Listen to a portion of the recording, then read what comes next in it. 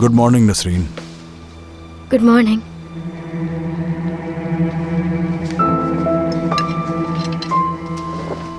Good morning. Good morning. Good morning.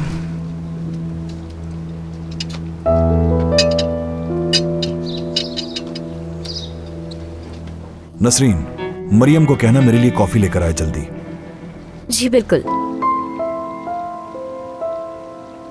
बच्चे कहाँ हैं सादिया? बेरन सुबह जल्दी चली गई थी और दुबा और सनान अभी तक नीचे नहीं आए हैं। सनान का गिफ्ट आज शाम आ जाएगा। क्या गिफ्ट लिया है उसके लिए? गाड़ी खरीदी है। ओह, ये तो बहुत अच्छा गिफ्ट है। उसके पास तो बाइक का लाइसेंस नहीं है। आप उसे गाड़ी चलाने की इजाजत कैसे दे सकते हैं? अरे नहीं, सनान को लाइसेंस से पहले ड्राइव नहीं करने देंगे। मरियम, क्या तुम एक कप चाय लेकर आ सकती हो मेरे लिए? नसरीन लेकर आती होगी बस।